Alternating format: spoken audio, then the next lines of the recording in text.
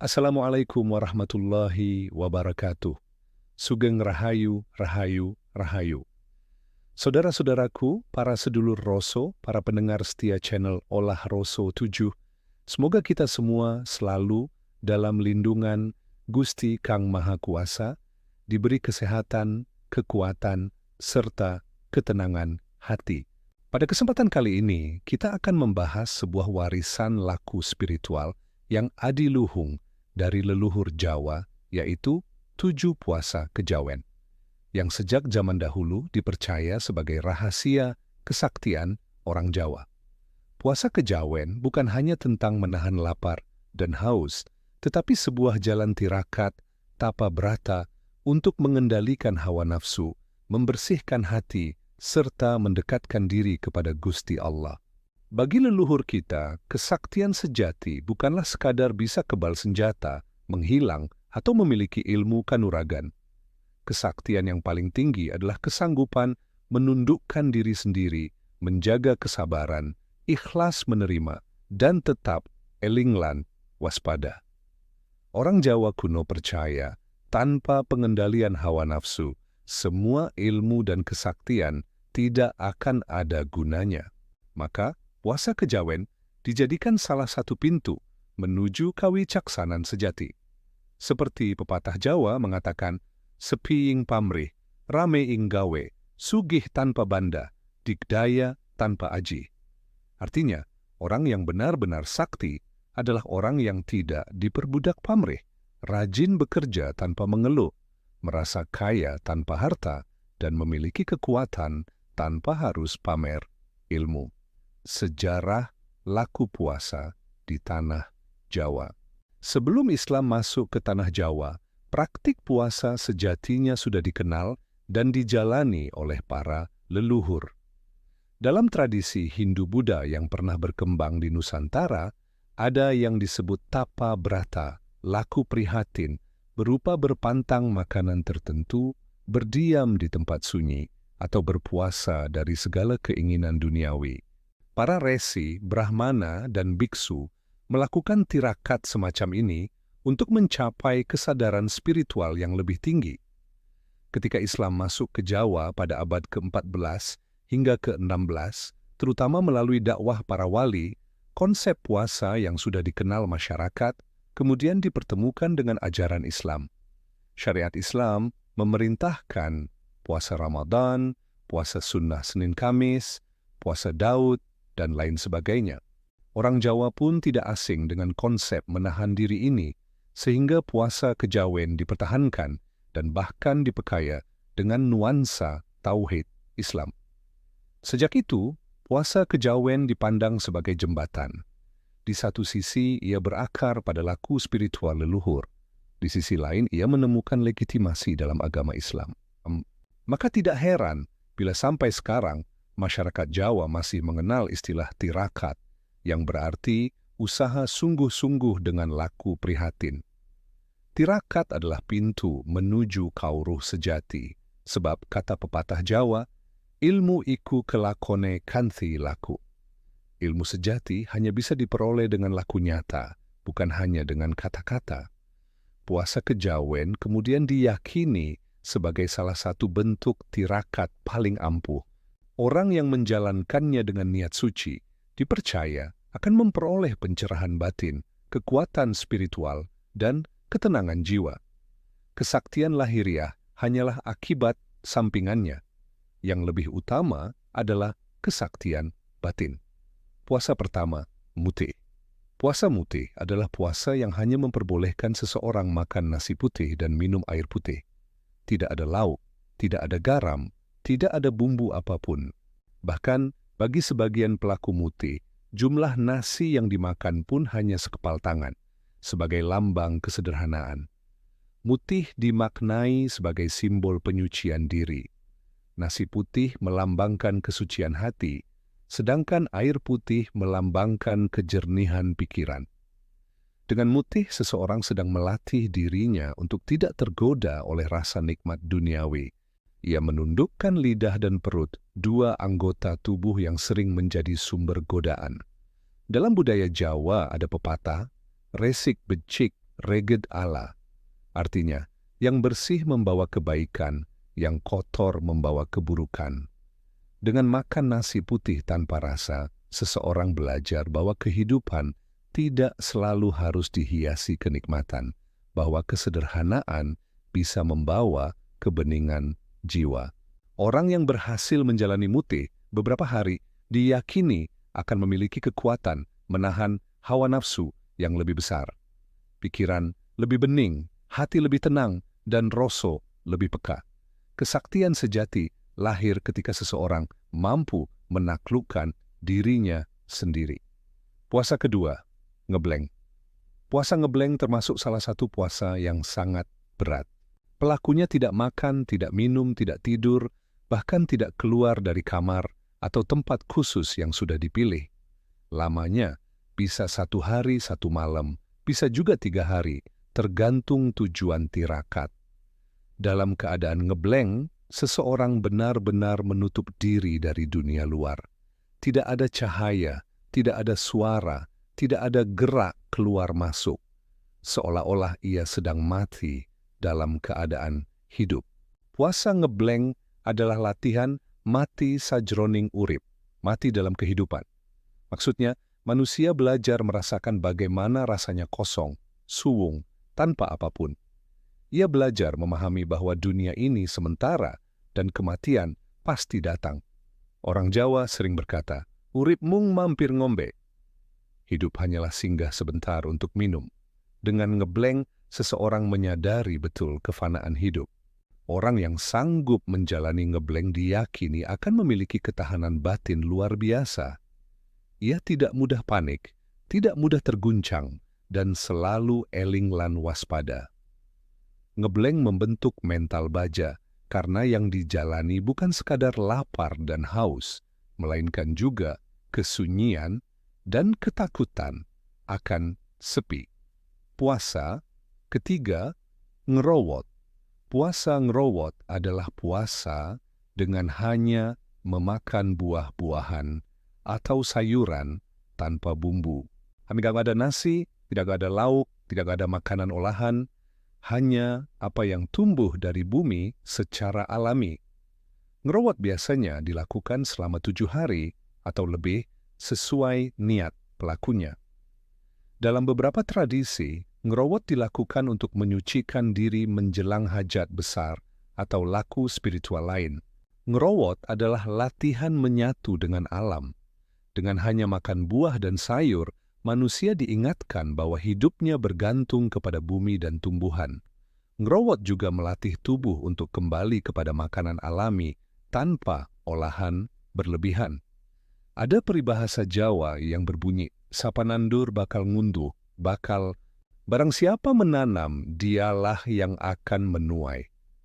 Ngerowot mengajarkan kita untuk bersyukur atas anugerah alam serta menghargai setiap hasil bumi. Ngerowot membuat tubuh lebih ringan, pikiran lebih tenang, dan batin lebih mudah masuk dalam suasana semedi. Orang yang menjalani ngerowot diyakini lebih peka terhadap suara hati dan lebih mudah merasakan suung, keheningan rohani yang membuka jalan menuju Gusti. Puasa keempat, patigeni. Puasa patigeni secara harfiah berarti mematikan api. Dalam praktiknya, patigeni adalah laku di mana seseorang tidak makan, tidak minum, tidak tidur, tidak berbicara, dan tidak menyalakan api atau cahaya apapun selama jangka waktu tertentu. Patigeni sering dilaksanakan dalam ruang gelap, sunyi, tanpa cahaya lampu atau api. Orang yang menjalani laku ini seolah sedang mati sajroning urip, mati dalam keadaan hidup. Ia menutup semua pintu indera dari dunia luar. Api dalam pengertian Jawa bukan sekadar api fisik. Api melambangkan hawa nafsu, amarah, ambisi, dan segala gejolak yang ada dalam diri manusia. Dengan patigeni, seseorang berusaha memadamkan api hawa nafsu itu. Ia tidak hanya menahan lapar dan haus, tetapi juga menutup pintu keinginan duniawi. Orang Jawa punya pepatah, Gusti ora sare, Tuhan tidak pernah tidur. Ketika manusia mati-matian menutup semua akses inderanya, sesungguhnya ia sedang membuka akses lain, yaitu kesadaran rohani yang lebih tinggi untuk merasakan kehadiran Gusti. Orang yang berhasil menjalani pati geni diyakini akan memiliki ketenangan batin luar biasa. Ia tidak mudah tersulut emosi, tidak mudah terbakar nafsu. Kesaktiannya bukan dalam bentuk fisik semata, melainkan kekuatan jiwa yang stabil, bagaikan lautan luas yang tidak bergelombang meskipun angin menerpa. Puasa kelima, Senin Kemis. Puasa. Senin Kemis adalah laku menahan lapar dan haus pada hari Senin dan Kamis. Laku ini sangat dikenal, bahkan sampai sekarang masih banyak diamalkan oleh umat Islam di Jawa dan luar Jawa, karena memang ada landasan sunnah dalam agama Islam untuk melaksanakan puasa pada 2 hari tersebut. Namun dalam tradisi Jawa, puasa Senin Kemis dipandang tidak sekadar ibadah rutin, melainkan juga laku prihatin untuk menguatkan tekad dan melatih pengendalian diri. Hari Senin dalam falsafah Jawa dikaitkan dengan awal kehidupan.